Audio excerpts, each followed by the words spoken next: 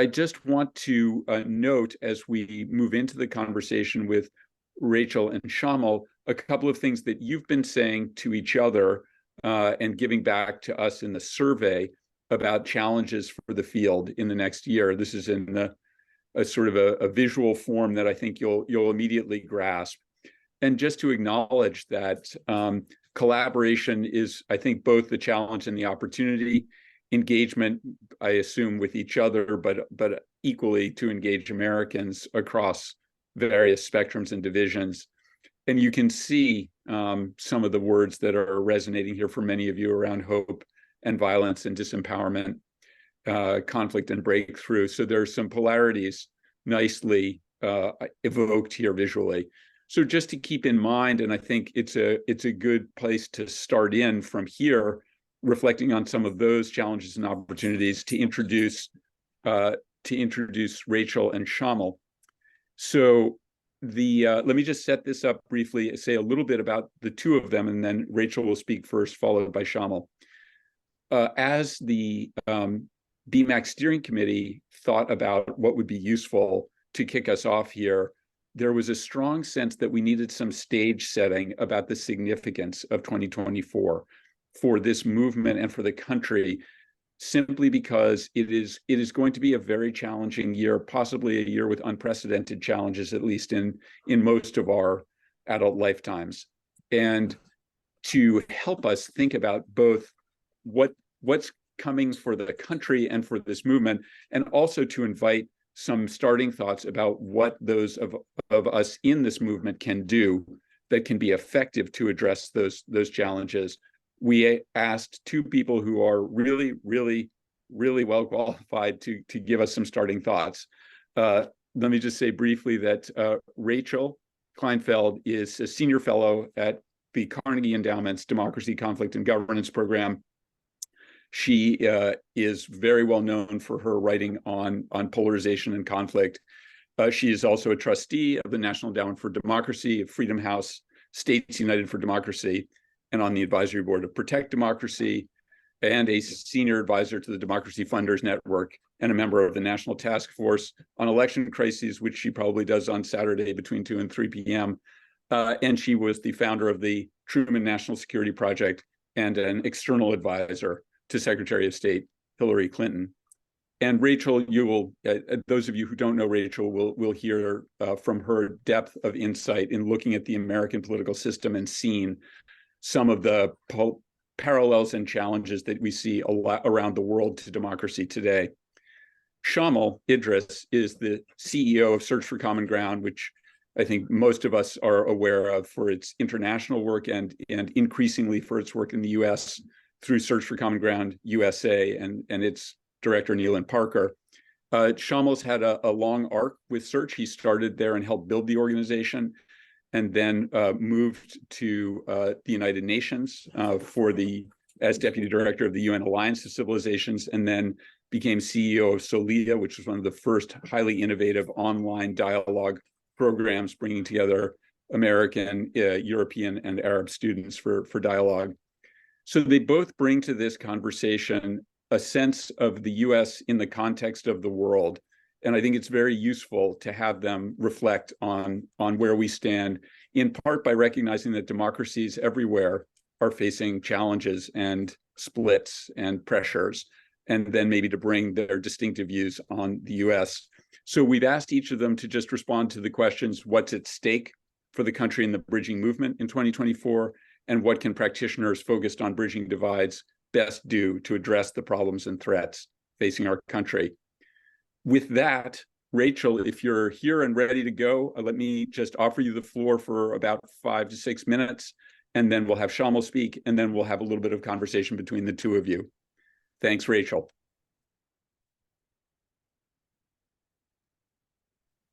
We seem to have lost Rachel, so let's have Shamil go first. Shamil, you're up, buddy. Thank you. All right. I haven't been part of a David Fairman facilitated conversation for several years, and I realize how much I've been missing out. It always feels like you're being so carefully and intentionally shepherded. and I feel some really quite genuine and profound humility. I don't know most of you. The ones I do know, I feel like could just as well be kicking off this conversation. Prabha and Peter and Manu and a number of you. So thank you for having me. I think at the risk of sounding flippant, given that I don't know most of you, I do really want to just start with I love you people. I love what you stand for. I love that you stand for that at this time, and you're coming into 2024, which you consciously know is going to be especially difficult. The bridge builders, the peace builders tend to get the attacks first and foremost from their own tribes, however that is defined, political or ethnic or racial or whatever it might be. And so I'm sure you've all experienced some of that with the leadership that you've each taken. How dare you humanize that person? How foolish you are to think that that particular divide can be bridged, et cetera, et cetera. So I just want to say, although I don't know most of you, I really feel a profound warmth and appreciation, respect for what you've already done and what you're committed to doing. I just think it's great.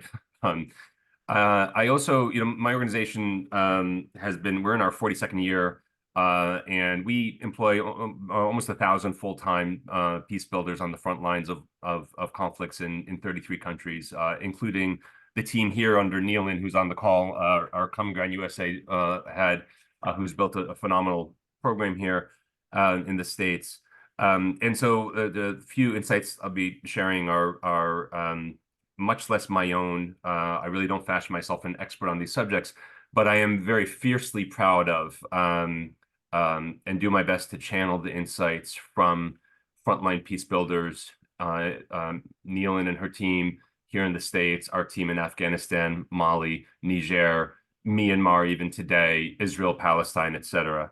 And so I'll try to do my best to reflect some of those thoughts. In looking at 2024, I don't mean to sound, again, flippant in saying this, but in terms of understanding what's at stake in 2024, I'm tempted to say not as much as we think. I don't mean to say that in a way that minimizes the real challenges that we're facing.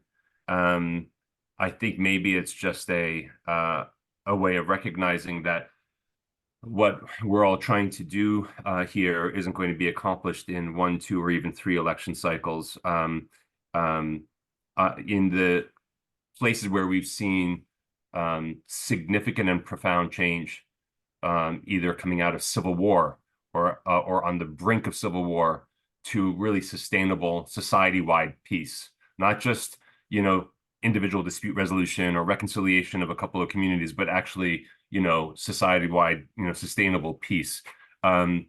What that has looked like is, a sudden event that almost looks like an iceberg calving.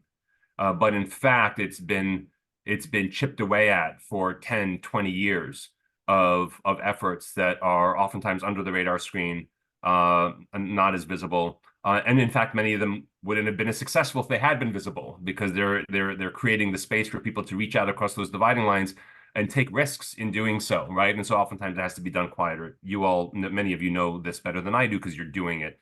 And so that iceberg is not going to calve in 2024. In my perspective, at least, is that we are much too early in the conflict cycle in this country to see that kind of leap forward. But it is a great opportunity. One of the people who was speaking in the working group I was put in talked about that in a beautiful way of taking a lemon and making lemonade, or whatever you want to call it, saying, she said she was great. I don't want to name the person in case they don't want to be named, but she said she was grateful for all the challenges that are coming, because those challenges are actually seeming to mobilize a greater interest and engagement in this kind of work than she'd ever seen before. And in some ways, the worst. And so, there's one way to look at how bad things are getting and get really depressed by it. There's another way of saying, wow, this is offering all kinds of opportunities, and more people are coming. And the election year will clearly generate a lot more of that interest. If I were to offer a couple quick thoughts by way of I hesitate to call them suggestions, but just reflect insights from our colleagues around the world. I think first and foremost, I'm assuming you all have already done this, and to some extent this community offers it for each of you, but I strongly urge people to start by ensuring that you have the support that you need. The people around you who are going to support you, keep you up when things get depressing. I once had the privilege of working with Archbishop Tutu for more than a year when I was at the UN, and I took every occasion that we were in group settings to sort of pigeonhole the poor man and try to get insights from him. And I once asked him how did he go about moderating the Truth and Reconciliation Commission and listening to all these people to tell these horrible testimonies of things they had done to really his people and the people he identified with day after day after day for months on end. And in this typical playful way, he sort of put his hand on my knee and he said, "Well, Jesus wasn't a vacuum cleaner; he was a dishwasher." And I looked at him trying to understand what the heck are you talking about. And he said he didn't suck in all the negative stuff and keep it inside. He brought it in. He found a way to cleanse it and ejected it, so it didn't corrupt him. It didn't destroy him. And I don't know what that equivalent is for each of you. I hope it's a support network, maybe be family members, maybe it's members of this community or something that enables you that opportunity. So if you don't mind my starting on that more personal level, I do think that's really important for anyone doing this work. The second thing I would just share is collaboration, collaboration, collaboration. And I don't mean just collaboration between members of this community. I saw in the word cloud, what was interesting is that word was the biggest one, and the second biggest one was engagement. I don't know if this was how it was meant, maybe it was, but the way that I mean collaboration and engagement is that what we've seen in conflict settings around the world is that dialogue is necessary everywhere, and it's also totally insufficient to really transforming conflict dynamics. That the best way to transform conflict dynamics is to build trust through collaboration, to get people doing something together. And it doesn't even really matter what they're doing together, as long as it's something they want to do together. So whether you're dealing with the police and youth groups in Chicago, or you're dealing with these divided campus communities that many of you are dealing with, the dialogue piece is so very important. But real transformation, real relationship building, and really profound systems change ultimately comes from this virtuous cycle of turning dialogue into cooperation. That cooperation strengthens the trust across dividing lines. That strengthened trust enables them to maybe explore deeper areas of collaboration. Maybe that initially they were only willing to do a soccer tournament together in play, or something else that seems innocuous, but as they get to know one another and deepen those relationships, they can start really talking about and dealing with and planning around and collaborating around some of the real drivers of conflict. As I'm saying this, I'm acutely aware there are a number of people in this conversation who would be saying the same exact thing, and you already do this in your methodology. I just want to essentially give that as much of a shout out as I can, because I think that the most critical thing that we can foster in this country is renewed trust. And I think the only way we're going to do that is by facilitating cooperation. And dialogue and bridge building is a necessary step towards enabling that. But if dialogue proliferates without generating cooperation that in people's own experiences actually addresses some of their own grievances and some of the things that are upsetting them, then dialogue itself gets a dirty name, becomes a dirty word, kind of like peace process in the Middle East, where people feel like, you know what, I've been through many of those, it hasn't delivered, I'm done. And that'll go for the donor community, that'll go for participants. And finally, I think the last thing I'll just share, we have at Search for Common Ground, our global teams, we've been articulating more and more the kind of stance that we feel is important to take in order to facilitate that kind of dialogue to cooperation that can really be transformative at scale in conflict settings. And I know a number of you have used terms like this or whatever. We have really landed on multi-partiality as a critically important stance to take. And it's impossible for an individual to be multi-partial. I can't be multi-partial. What I mean by that is that our teams around the world, Neelan's team here in the States, our teams in every country we work from, they draw explicitly, intentionally are built to draw from the communities in conflict themselves. And that multi-partiality imbues 6 really critical insights and centers of power, pillars of power for driving real change. A multi-partial team has a kind of humanity because people are living the consequences of the conflict. They're not impartial or neutral arbiters of it or arbitrators of it. Our Israeli and Palestinian team feels what's going on right now, and they also feel the urgency of bringing an end to it. So there's a humanity to multi-partial team. There's a unique credibility. a credibility that goes beyond the credibility of a neutral mediator to the credibility of, oh, I know them. They're part of my community. And so you get access across all the different stakeholder groups. Third, there's a wisdom. We find that a lot of the national and international campaigns, even the most well-meaning ones, oftentimes exacerbate conflict at the community level. And our teams that are at that community level have the wisdom because they're having to navigate the nuances that global campaigners, human rights activists, and others oftentimes can, frankly, afford to ignore. And our teams can't because they're dealing with the consequences that are playing out in communities. Fourth is a real pragmatism. The multi-partial teams that draw from these different communities can unlock solutions that have been blocked because of the mistrust between communities. And my sense is that so many of you are fostering those relationships that could unlock really pragmatic solutions that never would have been unlocked if people continue to face each other as the problem rather than facing a shared problem together. The fifth is authenticity. I think you fundamentally can't build a more just world through unjust means or a more inclusive community through exclusivist activism. It's part of what I really love about this community, that your starting point is to build from those bridges out. And I think that gives you real authenticity and aligning your means to your ends. And finally, and this goes back to the collaboration piece and critically important, a bias towards action. People who are really living with the conflict consequences are not satisfied with just discussing them. They are insistent that things need to change. And so what we found is bringing them together, not necessarily around the cause of bridge building, just around whatever is concerning them in their communities, can lead to that action orientation and that collaboration that can kick off that virtuous cycle. So anyway, I'm really very hesitant to go to, I don't even know that any of that, frankly, for this particular community is that all that insightful, but I'll stop there and kind of leave it over, Rachel, to you. I think you're with us now. Thank you so much, Shamil, and look forward to coming back to several of those points. Rachel, I think you are in fact back with us. Are you good to go here? All good to go. And I want to start off with a hefty dose of humility as well. Not just because you now have seen my IT failings on display, which are copious and manifold, but more generally, beyond myself. America is such an unusual country. We're unusual in so many ways that the international examples that we can bring, and Shamil can bring many more than I, or my points from US history, they offer some light on the path, but they don't actually show us the path. All they can do is illuminate a little bit.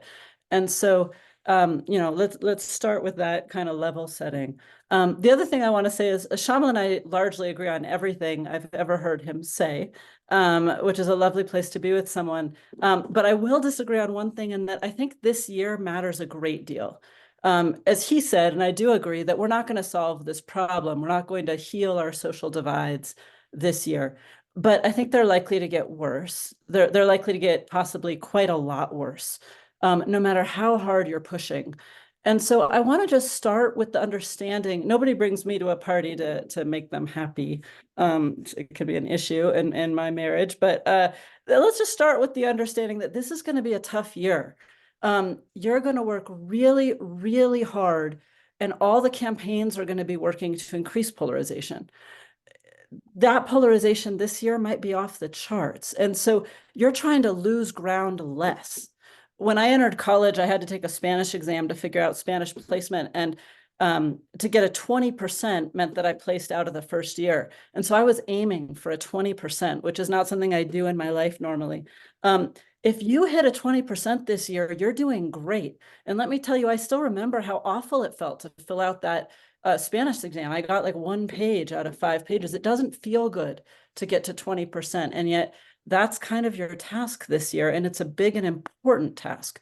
And so I think Shamil's point about how you protect yourself and keep yourself whole while you're going through a tough year is really, really important.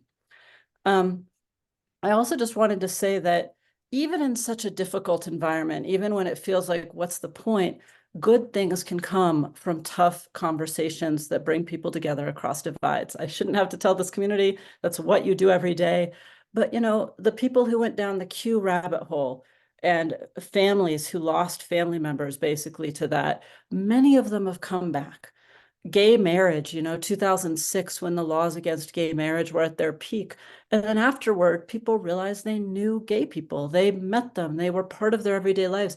And that created a sea change in how people saw that group of people, and just normalizing a huge group into our regular lives. And, in good news, even things that I quote all the time, like the fact that more people would be disturbed now if their kid married someone of a different political party than if their kid married someone of a different race. That's bad for our work bridging partisan divides, but it's really good for our work on racial divides. It actually shows that that divide has gotten much less. And so exposure works, and it can heal, and it can build understanding.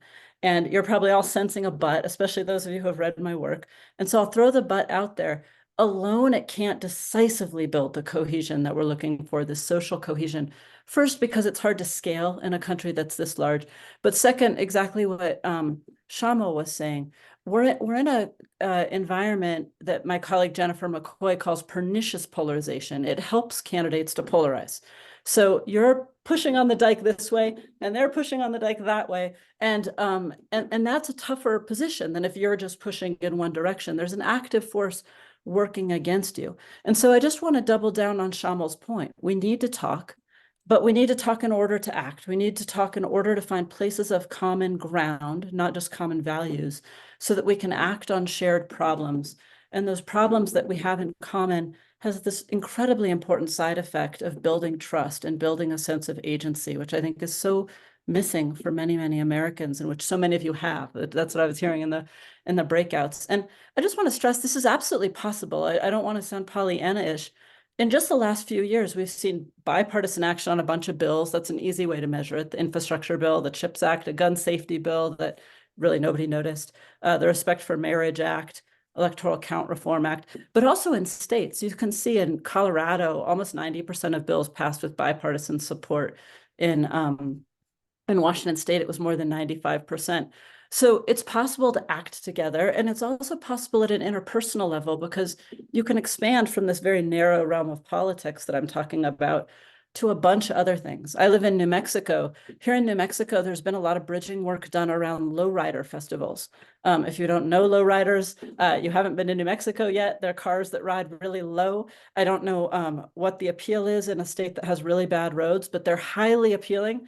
And they bring people together. It's totally non-political. I used to live in Colorado, and there it was circuses. There's this very large circus community in Colorado, and bringing people together to literally talk about bread and circuses is a big deal in Colorado. So some of my work now is trying to help the left and right communicate about these issues that are not left or right yet. I've been doing work on men and masculinity, and how helping men can also help women, because when you get a backlash from half your population, that's not good for women. And when you've recast women's lives, but you haven't recast men's lives, you get this recipe for resentment. And so a lot of folks, thank you for the shout out to Espanola, the home of lowrider world. So, masculinity is really not so much weaponized yet. It's getting there. But I think the more we take it out of that space, like lowriders, like circuses, helping men and boys feel valued is one other way of helping our society feel valued. These are all areas where we can make progress because they humanize us. And by humanizing us, they build trust. And by building trust, we can tackle much tougher topics. So I just want to, I'm not going to end. I'm going to do the point right before you end, and then I'm going to end. So I just want to emphasize that talking is important, but if you do it, as Shamil was saying, without this action bias, it can also have negative effects. When I served for a while on the Foreign Affairs Policy Board that helped advise secretaries of state, and John Kerry asked me right when he became Secretary of State to go to Israel and talk about the peace process to build a two-state solution. He really wanted to get that going under his Secretary of Stateship. I landed in Israel, and I was supposed to go all around talking and listening. And I was told the instant I landed, I was said, don't talk about peace and don't talk about a solution. And I said, this is going to be really, really tough, given what I was just told to do by state. But it was this problem of people had talked about peace and they'd talked about a solution for so long and they hadn't seen it. So I want to end, and now I really do want to end with the alternative to that, talking without action, which is that I did some research in Colombia for my last book. And the country was just falling apart, much, much worse than where America is right now. It was very close to a failed state. The left was literally highly supportive of guerrillas who were kidnapping people and engaging in very violent action. The right was funding paramilitaries, also highly engaged in violent action at a level that's much worse than in America, about 50 times higher in Medellin than in most of our own cities. And I was in Medellin trying to figure out how they had brought these numbers down, which they did rather miraculously. And I met with these two mayors. Mayor Castro was this incredibly lovely man, kind of your image of Don Quixote or something. He looked very appropriate for a mayor, and he was very thoughtful and very intelligent. And he talked about all these things that he had done during his mayorship to make change. But his memoir was called 3 Years of Solitude.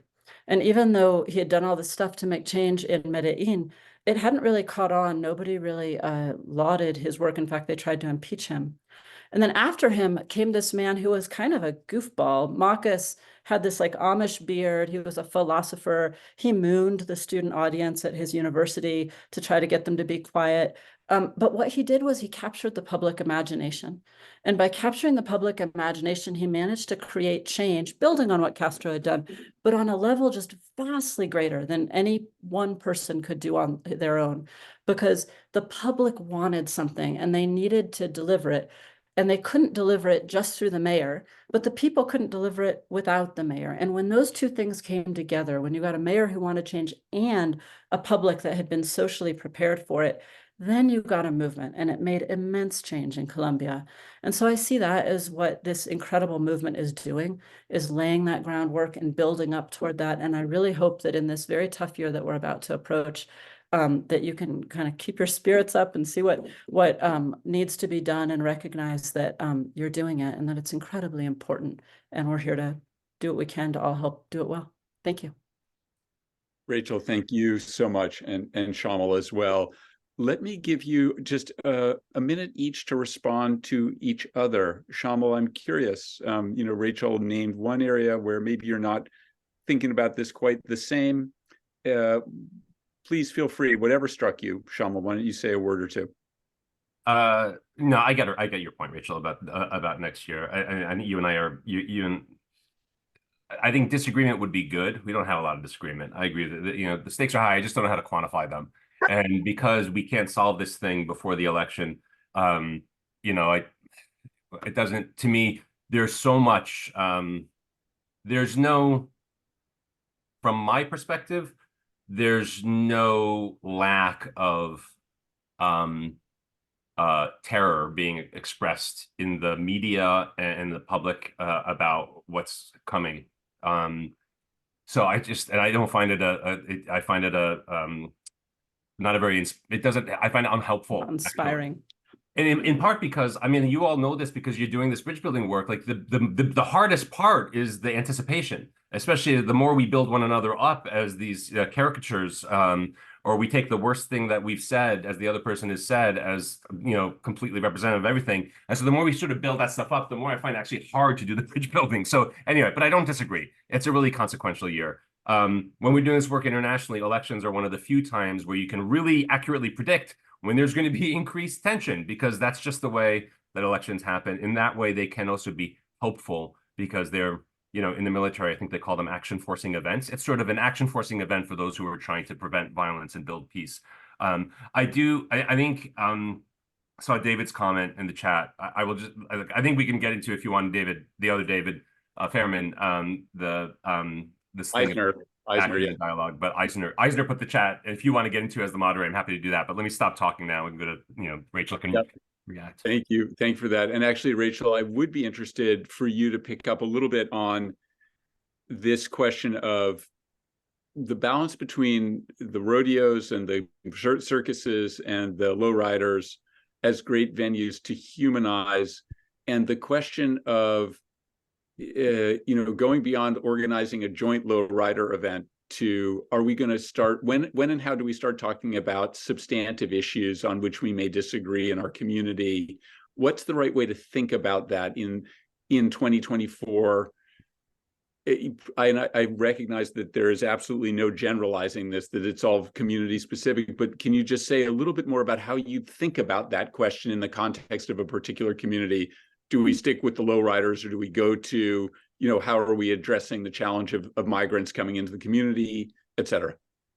I would guess that every single other person in this chat, in this conference other than me, would probably have a better answer to that, David. So I'm going to give a very short answer, which is that the social and cultural events build trust and allow you to have deeper conversations.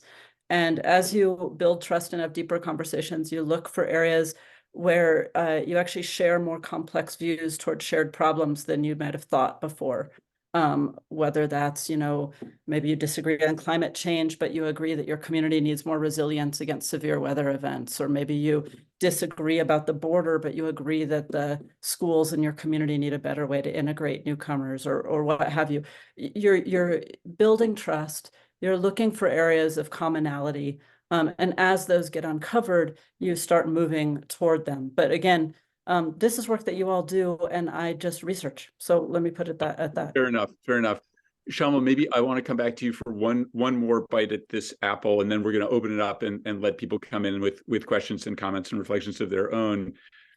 You and Neelan and the team are thinking and working on this question of multi-partiality in the U.S. context.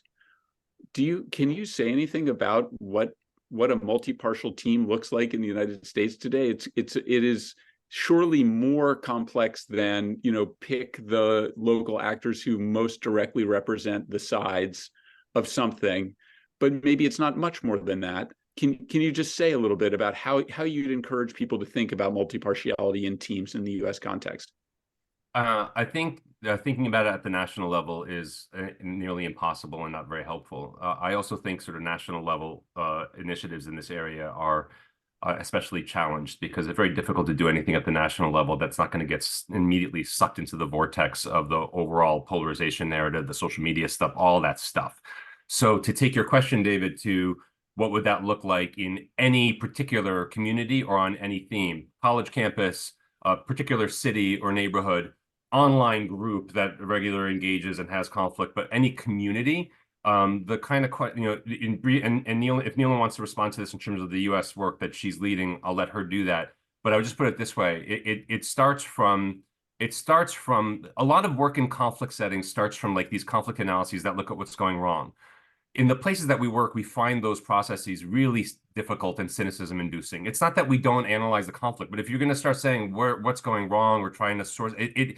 Everything's going wrong. In some of the settings where we are, it is really difficult, and it also leads you to actually ignore or minimize the contributions that some people can make, because when you're looking at the problems, they just seem bigger than any individual or institution or initiative that's underway.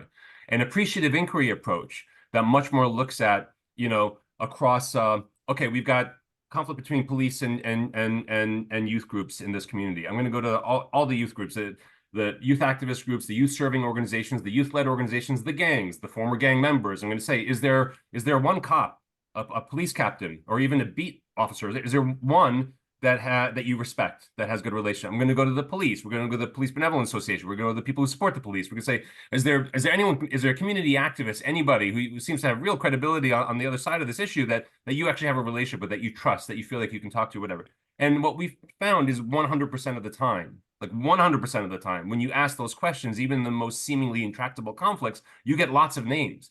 And then those are the people that we gravitate towards. And we either build teams from them or networks of partners from those groups. And then those are the groups that we say, okay, what are you trying to make happen? And obviously, this is what I'm talking about the shift from dialogue to cooperative action. It's not saying, do you feel divided? Do you want to reach across dividing lines? It's more like, you seem really concerned with this issue. Is there anyone on the other side of the issue who you actually know already or respect, or other people respect them, whatever? And then if you get those people together, it's just profoundly more transformative. This is what moves something from a lowest common denominator compromise negotiation to the possibility of a highest common denominator.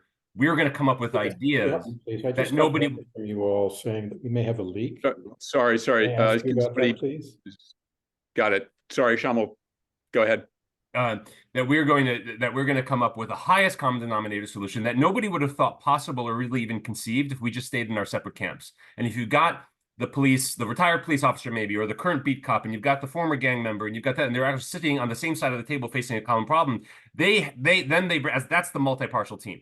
That's the team that says, you know what, if we use this word, my people aren't gonna talk to you again. Oh, if you go in that neighborhood and you do something, you're gonna have credibility for years. And all that kind of insight that no impartial or neutral observer can ever bring, but a multi-partial team brings in spades. That's what it looks like. David, if I could just add Please, two Rachel, fingers please. to Yep. Shamil's point here. There's kind of two different ways to do this sort of bridge building. I'm sure there's many more, but let me just draw this two comparison. The way I was speaking of earlier is when you're bringing people together across divides and looking for ways to humanize them without an agenda. And I think a lot of American bridge building is like that. Let's bring people together. Let's get talking going and so on.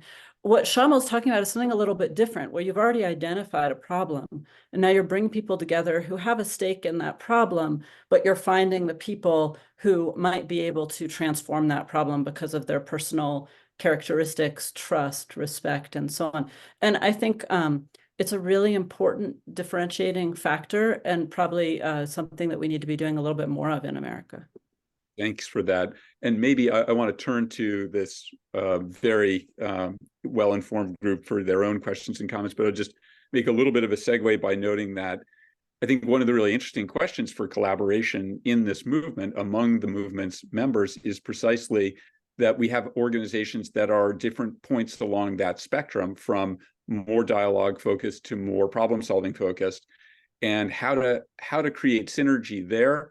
And very much taking Shamil's point, also recognizing that there's an orchestration by a potential convener that is different from actually doing all the work. And the work, of course, has to be done by people in the community. So the question then is how to enroll people to become engaged in that sort of third-sider way. And I think for some organizations here, they would say, yep, that's totally get it. And we would see ourselves as creating on-ramps to that, but that's not our core competence. We need to figure out how to work with others to do that. And others would say, yeah, we'd love to be problem solvers here, but we can't figure out how to enter because distrust is so high. We need some help to create those on-ramps that it's not our core competence. So oversimplifying there, but let me stop and invite folks to either raise your hands or continue putting good points in the chat. We'll take this for a few more minutes, and then we'll give both Shamil and Rachel a chance to respond. So let's take 2 or 3 people who want to speak. Make your comment or ask your question, and then we'll turn it back to Shamil and Rachel. Anybody want to come in? Please do. Just wouldn't mind raising your hand using your reaction button, and then you'll see raise hand there if you click on reaction. And I can't believe that nobody's going to come in here. Great. Thanks, Prabha. All yours. Not that I cannot sit in silence for hours, but nevertheless, thank you both so much. I think there is one point I want to emphasize, which is what both Rachel and Shamil are saying, that we don't just bring people together around their divides, we bring them together around a shared problem. That's a really big difference. And that is what I find effective in the work that we do around the world. Simply bringing people together about what divides them, for us, has been far less effective than what people share. What you might find is that in the process, they come from different perspectives, but the fact that they're coming together to solve something, as John says, everyone cares about the elections. Everyone cares about their children's education. So what they share as a problem to solve, to me, is not a difficult on-ramp. And bringing them together about what divides them often deepens the divide rather than providing a pathway to the next stage. Just my experience in several parts of the world. And so I share that to emphasize what I think they both are saying. Thanks for that very much, Prabha. We'll take the 3 whose hands are up, and then just for time, we're going to need to move on. So we've got James, Elizabeth, and Walt. James, please go ahead. Hi, thank you both for your excellent comments. I'm interested in other countries, and maybe what do you think here? What can be done in terms of spreading stories, examples of collaborations or conversations or information about commonality or reasons to not fear the other side as much, in terms of mass audience, whether it's documentaries or content on social media or anything that can spread much more widely than any individual event? Thanks for that question. We'll give Rachel a bite at that just in a minute. Elizabeth, please.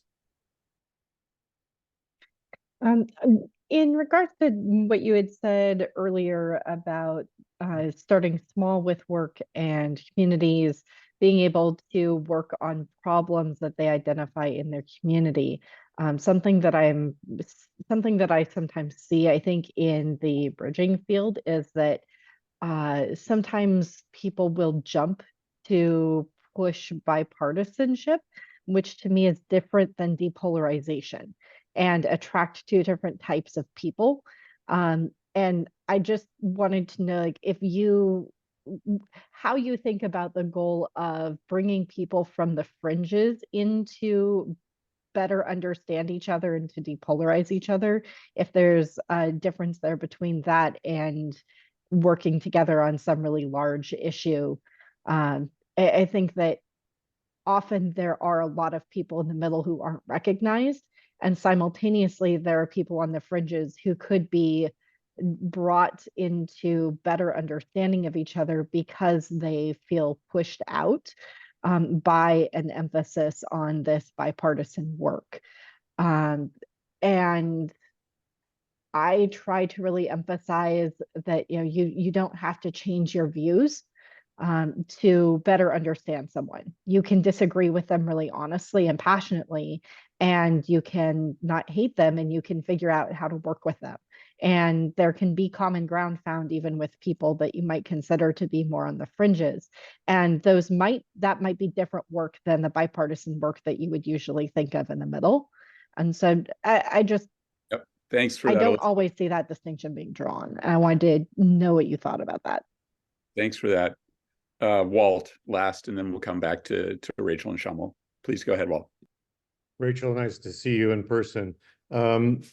The point that I put in the chat about Shamil's wisdom about dialogue by itself, when connected to cooperation, collaboration, doing something together, like going to see lowriders, even that simple, is where trust and things happen. And so I really reflect on the name of the field, the Bridging Divides field, and the dialing down polarization sort of objective of it, or the social cohesion, i.e. that's what we're out to generate.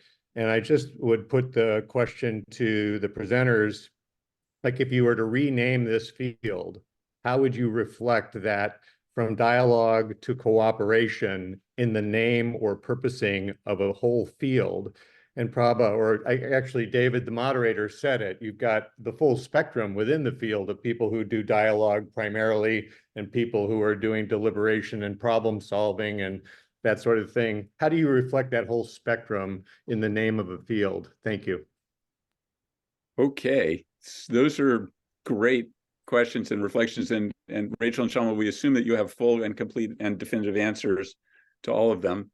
But short of that, of course, Rachel, do you want to just respond to it? You had one fairly specific question around what research shows, but feel free to respond to whatever strike you there in the questions that were raised. Sure. I'm actually going to send that question to Shamil because no one does more media work worldwide than Search for Common Ground. They do everything from soap operas in conflict zones to podcasts and so on. So I'm going to deflect that one to him. I'm happy to come around again if you feel like you need that. Elizabeth, I want to deep dive into yours because I feel like it's incredibly important. I think the conversation about bridging. Actually, Nealon Parker, who's somewhere here, is probably not going to like that I'm going to shout out to her. She's also part of Common Ground, Search for Common Ground. She runs Common Ground USA. But she once drew me a little map, and she said, if you put everyone on a 1 to 5 spectrum with the real extremes on the 1 and 5, most of the people willing to talk are going to be in the 2, 3, 4s. But it's those people at the 1 and 5s that you really need to reach to diffuse. And I thought, boy, that's a beautiful and really useful way to think about the problem. We also need the 2, 3, 4s to kind of come together and push for common sense. But But if you're in a conflict or something, you're looking for what used to be called spoilers. Now, I don't think that you call them that anymore, but I still think of them that way. And that's the ones and the fives. And I think within the American context, I wrote about this in my last paper on polarization, but the conversation about affective polarization that really looks at left and right against each other, it really misses the point that a very large percentage of Americans are pretty angry and low trust. And they don't just dislike the other party, they dislike every single institution in American life. They dislike big business, schools, newspapers, television news, regular news, you name it. If it's got any credibility in the 1950s, it no longer has it with them. So what they're polarized from is not just left and right, but from an entire system that feels separate, or they call it elite, but it's an insensitive to their needs. And so a lot of our thinking that's geared on this left-right spectrum isn't hitting what I call vertical polarization, the sense that the whole system isn't serving me, isn't listening to me, is leaving me frustrated. And I feel like that alienation needs to be addressed by enabling agency in a lot of ways. And the agency that needs to be enabled, it doesn't work on that 1 to 5 spectrum that Neelan laid out so well. It's a whole different spectrum.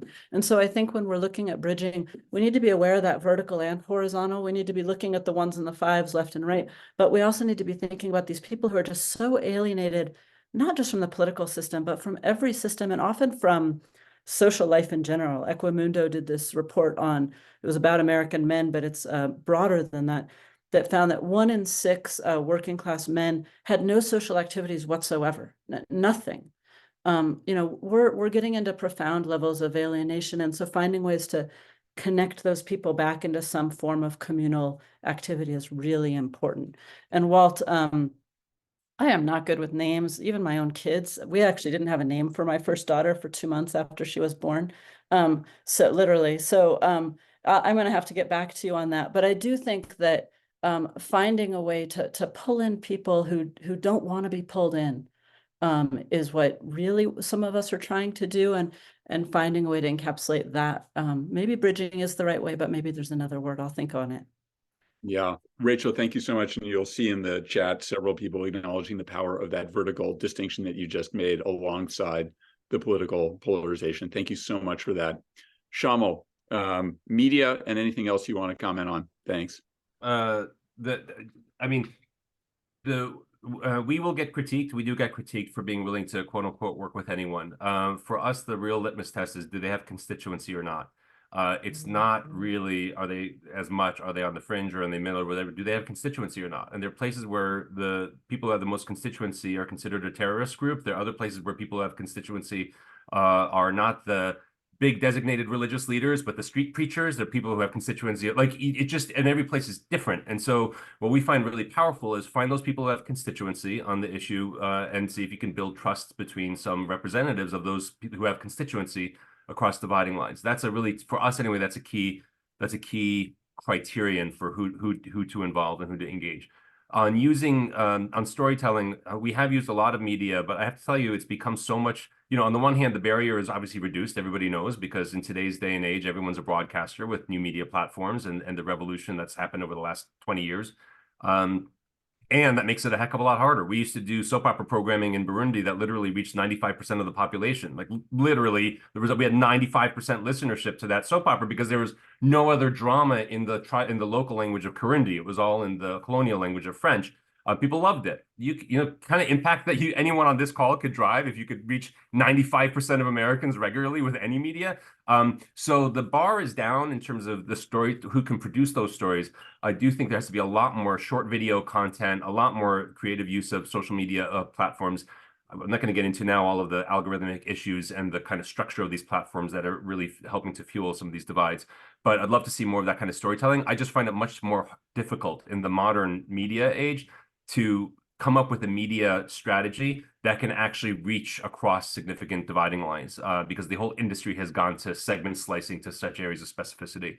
The last thing I would share is just in terms of like the name and, Rachel's point, we look at 5 things everywhere. And I think when you all were looking at the SCIM framework for evaluating, I think there was a lot of, I think these things were developed in collaboration with one another, but There's a peace impact framework that we took a couple of years to develop in consultation with our teams, peer organizations, policymakers globally. That's now been being used by the government of Kenya. The UN Peacebuilding Fund is piloting it. There are different institutions that are using it. We haven't branded it. We didn't put Search's name on it.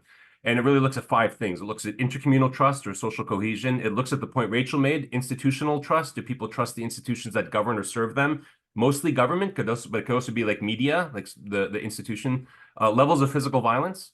Because physical violence begets more physical violence. The very subjective question of agency. Do people feel like they can do anything that will improve their lot or their community or their family's future? And 5th, resourcing. Our communities, where are society's resources and budgets going to? Are they going towards more prisons, more guns, more things that foment violence or react to violence rather than build some of that trust and collaboration at the community level and feed those others? Those 5 things. So when I look at when I'm looking at, or any of us are looking at in our work, what are the things that we're trying to track? What is it? What will move? If you're on a 20-year time scale to achieve the scale change that you want to, well, it's not good enough to say, trust me, I'll come back in 20 years. So we kind of are gauging movement on those 5 things. And what we find with multi-partial activism is that is one of the ways that you can really drive all of those in a positive direction rather than just driving one. Oh, people feel a lot. I bet the people who stormed the Capitol on January 6th felt a lot of agency. That's kind of not the point, right? Their sense of institutional legitimacy was in the tank, right? And you're trying to drive all of those, up at the same time. And that goes to that question about the name. Lastly, like I don't know, American Problem Solvers Coalition or something. I think the bigger issue is, like, not to embarrass you, Neelan, but I think next week will be the release of the work that started with the Baptist Association of Tarrant County in Texas around all these issues more than a year ago, when the PBS NewsHour is going to have the evangelical pastor who's been our lead partner on that talking. I don't think Search for Common Ground is going to be mentioned. I don't think in the kit that's being rolled out across religious communities nationwide that Search is even mentioned. I think the name of the bridge builders is much less relevant, and even it's kind of a good thing if it doesn't have to be so prominent, than the communities that actually accomplish something together. That those are the stories that are being told. That look at what these people did to solve this problem in their community and celebrate them like crazy. Even if everybody knows that you were the one in the background, like working like crazy just to get them to sit down together 18 months ago. And I think that's that can be really very helpful in driving change. Shamil and Rachel, thank you both so much for all of those comments and insights, and even the more off-the-cuff responses. I think really great fuel for this gathering.